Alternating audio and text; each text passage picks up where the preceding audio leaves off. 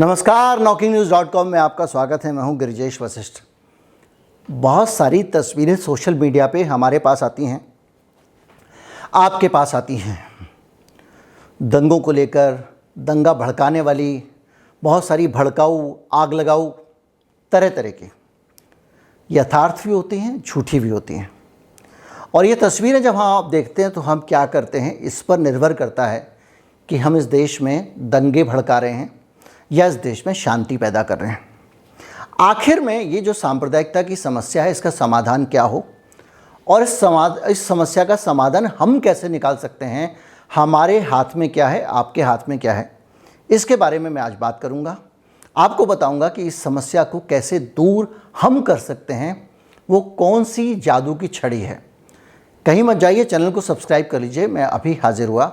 मैं आपको बताऊंगा कि कैसे इस देश में जो गुजरात से लेकर, मध्य प्रदेश से लेकर, राजस्थान से लेकर जिस तरह के सांप्रदायिक तनाव सामने आ रहे हैं, उनको कैसे रोका जा सकता है और उसमें हमारी क्या भूमिका हो सकती है।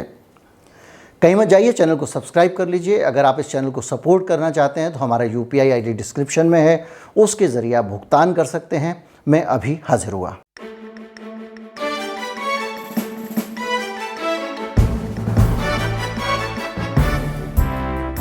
हाल में जो घटनाक्रम हुआ वो हम सबके सामने है। कहीं पे किसी एक ख़ास आबादी के इलाके में कुछ लोग जुलूस लेकर घुस गए, उन्होंने नारे लगाए, उनके ऊपर पत्थर फेंके गए। दूसरी जगह एक मस्जिद थी, उसके बाहर जाके कुछ लोग नारे लगाने लग गए और मस्जिद के लोग वहाँ बालकनी में खड़े होकर शांति से तमाशा देख रहे हैं। वहाँ पे पत्थर फेंकते तो वहाँ भी बवाल हो जाता। मध्य प्रदेश में भी ऐसा हुआ। उसके बाद सरकार बुलडोज़र चला चला के लोगों के मकान गिरा रही है। ये तीनों वीडियो जब आपके सामने आते हैं तो आपकी प्रतिक्रिया क्या होती है, इस पर निर्भर करता है कि आप इस देश में शांति पैदा कर रहे हैं या नफ़रत पैदा कर रहे हैं। आप दंगे फैला रहे हैं इस शांति को या इस देश को आप सुरक्षित रख रहे हैं। मैं जब आपकी बात करता हूँ, मैं भी उसमें शामिल हूँ। ये गलतियाँ मैं भी करता हूँ और मैं भी कर सकता हूँ। मैं चाहूँगा कि अब मैं आगे से ना करूँ। आपके पास में जब एक तस्वीर आती है जिसमें कुछ लोग एक DJ पर डांस कर रहे हैं और एक ख़ास कम्युनिटी के लोगों को गालियां दे रहे हैं, वो तस्वीर अगर आपको मिलती है, मुझे मिलती है, तो मुझे गुस्सा आता है और मैं उस तस्वीर को चाहता हूं कि और भी मेरे दोस्त जो इस देश में भाईचारे को पसंद करने वाले लोग हैं, वो उस तस्वीर को देख लें और उस तस्वीर को मैं अपने फेसबुक पे फॉरवर्ड करता हूँ, मैं उसको रीट्वीट करता हूँ, मैं उसको अपने व्हाट्सएप पे डालता हूँ या दूसरी तरीके से उस तस्वीर को ज़्यादा लोगों तक भेजने की कोशिश करता हूँ। ये काम मेन स्ट्रीम मीडिया भी लगातार करता है। वो अपने यहाँ पे एक शो करता है बड़े बड़े, उसके ऊपर वो इस तरह के कृत्य की या तो आलोचना करेगा या इसका कारण कुछ और ढूंढने की कोशिश करेगा, इसके लिए किसी और को, वो उसका पॉलिटिकल इंक्लाइनमेंट है। लेकिन आज हम इसको दूसरे तरीके से देखेंगे। मान लीजिए मेरे पास वो तस्वीर आती है जिसमें कुछ लोग डांस कर रहे हैं झंडे लेकर, भगवा रंग के, और एक ख़ास कम्युनिटी के लोगों को गालियां दे रहे हैं। मैं अगर उस तस्वीर को ये सोच के फॉरवर्ड करता हूँ कि ज़्यादा से ज़्यादा लोग देखेंगे और इसके इस कृत्य की आलोचना करेंगे, तो ये मेरी आधी सोच है।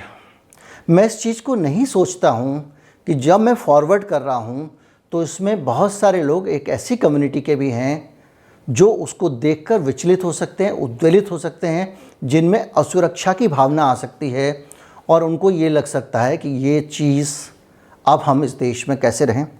और इसमें भी सबसे बुरी बात ये कि वो जो कुछ लोग, 150 लोग वो जो डांस कर रहे हैं, वो किसी भी विचारधारा से प्रेरित होकर कर रहे हों, वो धीरे से एक अवचेतन मन में ये चीज़ बिठाती है कि भाई हिंदू जो हैं ये ऐसे ही होते हैं, हिंदू ऐसा कर रहे हैं। किसी के मन में नहीं आता कि ये 50 हिंदू कर रहे हैं। और जब वो किसी मुसलमान के पास जाती है तो वो उसको और ज़्यादा लोगों को फॉरवर्ड करता है और उसके मन में ये आता है कि भाई देखो ये कितने गंदे लोग हैं और ये देख लो इनका असली चेहरा, वो भी फॉरवर्ड कर रहे हैं। गाहे वगाहे, चाहे अनचाहे, जो लोग इस घटना के बारे में नहीं जानते वो लोग भी इस घटना को जानते हैं और समाज में आप एक असुरक्षा और डिवाइड पैदा कर रहे हैं। ठीक इसका उल्टा दूसरे मामलों में भी होता है। हम लोग बहुत सारी ऐसी तस्वीरें, बहुत सारी चीज़ें, जैसे कि मैं आपको एक उदाहरण देता हूँ कि जब शब बारात होती है तो उसमें नौजवान लोग बड़े उत्साह में बाइक लेके निकल जाते हैं रात को वो स्टंट करते हैं। हालांकि बहुत सारे गुरुपर्व के मौक़ों पर भी ये स्टंट होते हैं, शुरुआत वहीं से हुई थी।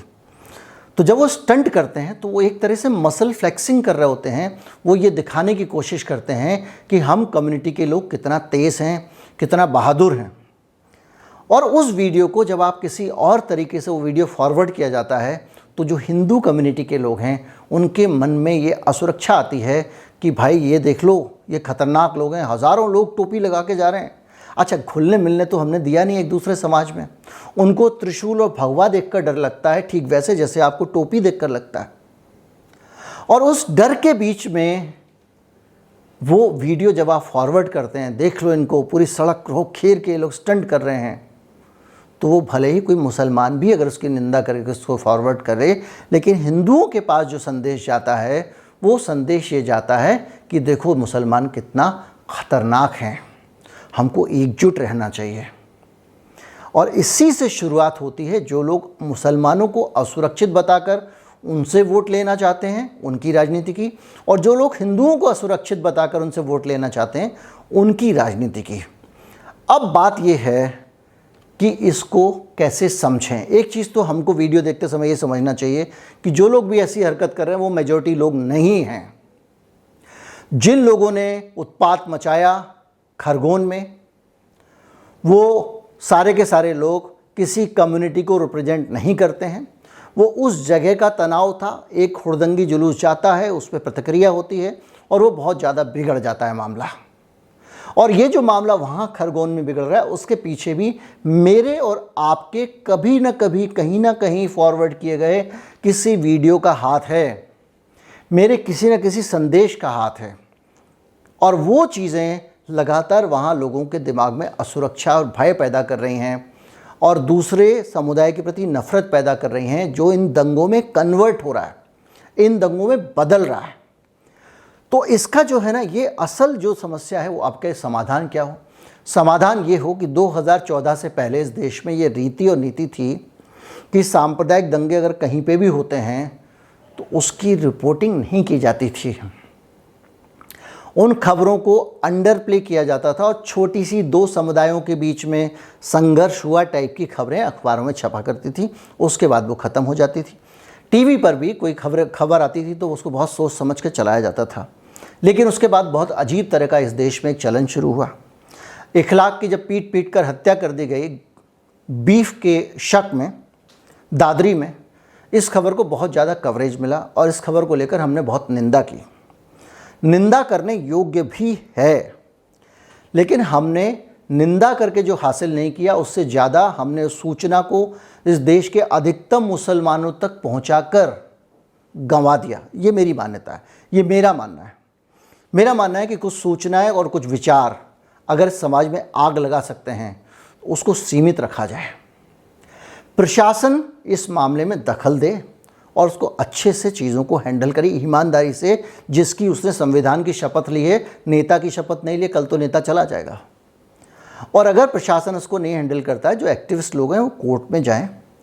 लेकिन हर चीज़ को अगर इस देश में व्यापक पैमाने पर इस तरह से आप फैलाएंगे, जैसे कुछ लोग, और कुछ झूठी सूचनाएं भी इसमें योगदान देती हैं। जैसे कि बांग्लादेश में अगर कुछ लोग गाय की बलि चढ़ा रहे हैं, वहाँ खाई जाती है, हमारे यहाँ भी बहुत जगह खाई जाती है। अब उस तस्वीर को लेके आएंगे, उस तस्वीर में झूठा मिर्च मसाला देश के, भारत के किसी शहर का नाम डाल देंगे, उसको बांटना शुरू करेंगे।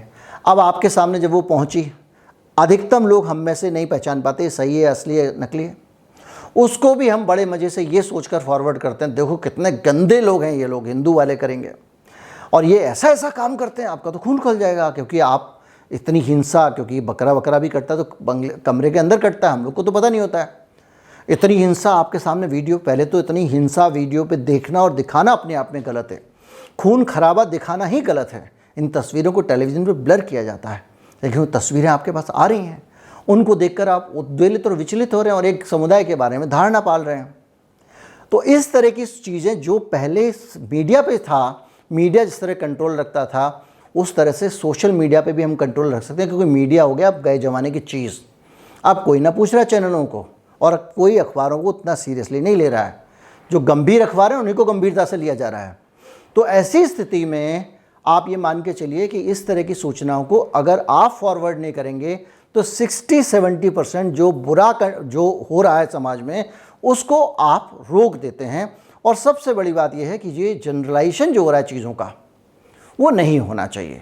चीज़ों को एक किसी आदमी ने कर दिया, उसके जनरलाइज, किसी आदमी ने रोटी बनाते समय थूक लगा दिया, अब आप सारे मुसलमानों को वैसा बोल रहे हैं। ये नहीं होना चाहिए। कहीं पे एक लड़के ने अगर किसी मस्जिद पे झंडा फहराया जो बहुत गलत था, वहाँ लोकल प्रशासन उस पर एक्शन लेगा। वो 50 लोग जो उसके साथ में थे उनको भी, उनके खिलाफ भी कार्रवाई होनी चाहिए, कानूनी कार्रवाई होनी। मैं मानता हूँ कि इस तरह की कार्रवाइयाँ फिर भी सरकार नहीं कर रही है, सरकार भेदभाव बरत रही है, ये भी मैं मानता हूँ। लेकिन उसके बावजूद उस झंडे की तस्वीर देश भर में घुमाने से कोई भला नहीं होने वाला है। आपस में समाज बट रहा है और उसको बटने से उसी आदमी को फ़ायदा हो रहा है जो झंडा फहराने के लिए लोगों को भेज रहा था। उससे ना तो मुसलमान का कोई फ़ायदा हो रहा है, ना कुछ हो रहा है, वो विचलित हो रहा है, उसका मन खराब हो रहा है, वो उस देश में असुरक्षित अनुभव कर रहा है। जिस देश की 20 करोड़ आबादी अगर असुरक्षित अनुभव करेगी तो उसका क्या होगा, आप कल्पना कर लीजिए। और आप धीरे धीरे धीरे करके एक ऐसे स्टेट की तरफ जा रहे हैं जिसको आप ले जाना नहीं चाहते हैं। अगर आप सचमुच नहीं चाहते कि इस देश में कोई विभेद हो तो इसको आज ही बंद कर देना चाहिए। इसके अलावा बहुत सारे सार्वजनिक आयोजन, जुलूस, सभा, प्रदर्शन उद्दंडतापूर्वक होते हैं। जैसे कि मैंने अभी आपको बताया कि किस तरह से शब बारात का जुलूस निकलता है। रामनवमी पे हमने बहुत सारे उग्र जुलूस देखे। अलग अलग त्योहारों पे जुलूस निकलते हैं। साल में 50 ऐसे मौके होते हैं, एक ही धर्म के 50 ऐसे मौके होते हैं जिसमें सड़कें बंद करके, रोक के जुलूस निकाले जाते हैं, उसमें उत्पात होता है। और अब ये आपको थोड़ा बहुत इसमें सांप्रदायिक पक्ष आ गया है तो आपको झंडे और वो सब दिखाई देता है, लेकिन ये जो भीड़ होती है उसमें कुछ जो शैतान तत्व घुस जाते हैं अलग अलग धर्मों की भीड़ में, माता बहनों के साथ वो जो व्यवहार करते हैं, जो उत्पात मचाते हैं, तोड़ फोड़ मारपीट भी होती है। कभी आप किसी कावड़िए के सामने मोटरसाइकिल घुसा के देख लीजिएगा, आप गाड़ी घुसा के देख लीजिएगा, उनकी लाइन में डेडिकेटेड उनके लिए रास्ता बनाया जाता है। तो इस तरह के जो सार्वजनिक प्रदर्शन के आयोजन होते हैं इनको रोक लगनी चाहिए, किसी भी धर्म के हों, क्योंकि ये धर्म जो है वो निजी आस्था की चीज़ है, वो मसल फ्लेक्सिंग की चीज़ नहीं है, वो आपकी शक्ति के प्रदर्शन की चीज़ नहीं है, आपकी ताकत दिखाने की चीज़ नहीं है। ये आप पहचान की जो बीमारी है उससे दूर रहिए। आपके और आपके बीच, ईश्वर के बीच जो संबंध है उसको सड़क पे दिखावा करने की चीज़ नहीं है। लेकिन वो ही धीरे धीरे करके वहाँ जो आदमी उस जुलूस में जा रहा है ना, तो उसको ईश्वर से मतलब है, ना किसी से मतलब है, ना उसको ऊपर वाले से मतलब है, ना उसको अल्लाह से मतलब है, ना उसको वाहिगुरु से मतलब है। वो एक भीड़ है जो वहाँ हुड़दंग मचाने जा रही है। और उस हुड़दंगी भीड़ के कारण एक तो अलग गलत संदेश आता है। वो हुड़दंगी भीड़ जब सड़क पे निकल रही होगी, अगर वो शब बारात की होगी तो बाकी लोग डरेंगे, अगर वो भगवा वालों की होगी तो बाकी लोग डरेंगे, अगर वो कृपाणलीय सिखों की होगी तभी लोग डरेंगे। तो ऐसी भीड़ें सड़क पे निकालनी क्यों? ऐसा किसके ग्रंथ में लिखा हुआ है, उसके पुराण में लिखा हुआ है, किसकी किताबों में लिखा हुआ है कि आप सड़क पे जाके ड्रामा करना? और ये जो बड़े बड़े आयोजन होते हैं, बड़े बड़े धार्मिक आयोजन, इनको हम सीमित कर सकते हैं। इज्तिमा में लाखों लोग इकट्ठा होते हैं, क्यों ना हम उसको सीमित करें कि भाई 2000 लोगों का ही इज्तिमा हो जाए। ज्ञानियों की कमी थोड़ी है, ज्ञान सुन सकते हैं। और आज जितने संचार माध्यम है, आपने घर में बैठ के उनका उद्बोधन, उनका प्रवचन, उनका संदेश सुन सकते हैं। रामलीला होती है, क्यों ना 1000 लोगों के बीच में रामलीला हो, 500 लोगों के बीच में ही रामलीला हो। क्या ज़रूरत है इतना बड़ा पूरा का पूरा? और अब सबसे बुरी बात यह हो रही है कि इस तरह के धार्मिक आयोजन के बीच में उकसाऊ, नारेबाजी और दूसरी चीज़ें होने लग गई हैं। ये सब चीज़ें धीरे धीरे करके हमको सॉल्यूशन की तरफ ले जा सकते हैं, समाज को सुधारने की बात तरफ ले जा सकते हैं। और दूसरी चीज़ एक भी है कि भैया अपना घर सुधार लो यार, दूसरे के चक्कर में लगे हो। इनका हिजाब बंद होना चाहिए, इनका ये खाना बंद होना चाहिए, उनका वो खाना बंद होना चाहिए, इनका तलाक बंद होना चाहिए। भाई अपना अपना घर संभाल लो, उनको अपना घर देखने दो, अपना घर देखो। वहाँ पे भी प्रोग्रेसिव लोग हैं, वहाँ पे भी रिफॉर्मिस्ट लोग हैं, वो भी अपने यहाँ कुछ बदलाव करना चाहते हैं, उनको मौका दीजिए। जब आप ये बोलने लगते हैं तो वो अकेले पड़ जाते हैं वहाँ पर, और क्रिया की प्रतिक्रिया में वो कम्युनिटी उनको दबा देती है, क्योंकि उनको लगता है ये भी वैसे दुश्मनों वाली बातें कर रहा है। तो आप जो सुधार हो रहा है उस सुधार को भी आप खत्म कर देते हैं। धर्म के अंदर बदलाव होना चाहिए, बदलाव को बढ़ावा देना चाहिए। हर धर्म के अंदर बदलाव ज़रूरी है। हमने लगातार बदलाव होते हुए देखे हैं, बदलाव को स्वीकार किया। आज कोई आपको कहने लगे होली पे रंग मत खेलो तो आप लट्टे लेके पड़ जाते हैं। वो बेचारा वो सौरभ शर्मा जो नेटवर्क 18 वाला है, वो जागरण का शो रोकने पहुंच गया था, उसको पीट दिया। ये वही देश है जहाँ राजा राम मोहन राय थे, जहाँ पे दयानंद सरस्वती थे। कितनी बुराइयाँ उन्होंने हमारे समाज की निकाली, हमने स्वीकार किया। अगर आज आप जैसा करते हैं वैसा माहौल होता, कोई भी अपने शब्द को बदलने के बारे में, धर्म को बदलने के बारे में सुन ना रहा होता, तो क्या राजा राम मोहन राय सती प्रथा को ख़त्म कर पाते? आज भी आप बच्चे होते और आपकी माताजी को आपके सामने हो सकता है कोई आग पे जला देता। ये हमारे ही देश में होता था। तो हमने सुधार को अपनाया, मुसलमानों ने भी काफ़ी सुधारों को अपनाया, और बाकी सबको अपने अपने घर में देखना चाहिए। दूसरे को, ये ठीक वैसा है कि अगर आप बैठ के कोई भी उपदेश है, यही जो बातें मैं आपको बता रहा हूँ, ये बातें अपने किसी मुसलमान मित्र से आप बोलने लगेंगे, भैया तू कल से ऐसा करियो, या वो आपको बोलने लगेगा कि हो भाई तुम तो ऐसा क्यों नहीं करते हो, तो भी झगड़ा हो जाएगा। पति पत्नी बैठे हुए थे महाराज जी के पास में, महाराज जी उपदेश दे रहे थे। पति पत्नी एक ही साइकिल के दो पहिए हैं, मिलजुल के चलना चाहिए, पति पत्नी साथ रहते हैं तो घर स्वर्ग बन जाता है, एक दूसरे का ख्याल रखना चाहिए। कितना अच्छा प्रवचन है। इसी प्रवचन को सुनते हुए अचानक जो है वो हस्बैंड ने वाइफ को कोहनी मारी और कहा, सुन ले तेरे लिए ही है। तो क्या होगा आप कल्पना कर लें, उल्टा हो जाएगा। अच्छी बातें खुद के सुधार के लिए होती हैं, दूसरों को ज्ञान देने के लिए नहीं होती हैं। तो इसलिए किसी भी धर्म के लोगों को दूसरे धर्म को अनावश्यक ज्ञान नहीं देना चाहिए। और ये सारी चीज़ें हमको बताती हैं कि हम किस तरह से अच्छे आदमी बने। अब ये तो हम खुद अपने समाज को ऐसे बता सकते हैं, अब हम और दूसरों को कैसे बदल सकते हैं। आपके पड़ोस में कोई हिंदू मुसलमान पार्टनरशिप में काम कर रहे हैं, 3 पीढ़ियों से काम कर रहे हैं, क्या ये जानकारी सबको नहीं मिलनी चाहिए? लिख के भेज दीजिए। मेरे एक मित्र हैं, मित्र क्या परिचित हैं, नसीम भाई, उनकी जनरल और किराना स्टोर की दुकान। दिवाली का सामान सबसे अच्छा और सस्ता उन्हीं के पास मिलता है। हर दिवाली पे उनके यहाँ भीड़ लगी रहती है। तो ये एक अच्छी कहानी है मोहब्बत की, इसको साझा कीजिए। बहुत सारी कहानियाँ हैं, मेरे मित्र हैं, बहुत सारे हिंदू मित्र हैं जिन्होंने मुस्लिम लड़कियों से शादी की हुई, बहुत सारे मुस्लिम मित्र हैं जिन्होंने हिंदू लड़कियों से शादी की है। खुशी खुशी रह रहे हैं, उनकी कहानियाँ साझा करनी चाहिए, उनकी अच्छाइयाँ साझा करनी चाहिए। इस तरह की जो समाज में पॉजिटिव चीज़ें हो रही हैं, एक हिंदू की मुसलमान जान बचा रहा है, ये खबर आनी चाहिए सोशल मीडिया पे। एक मुसलमान हिंदू की जान बचा रहा है, ये कहानी सोशल मीडिया पे आनी चाहिए। और जो गंदी चीज़ें लोग शेयर कर रहे हैं उनको भी आप रिपोर्ट तो कर ही सकते हैं, रोक दीजिए उनकी रफ्तार को। बस इतना ही करना है, यही समाधान है। उम्मीद करता हूँ वीडियो आपको अच्छा लगा होगा। ज़्यादा से ज़्यादा लोगों तक पहुँचाएं। नमस्कार, जय हिंद।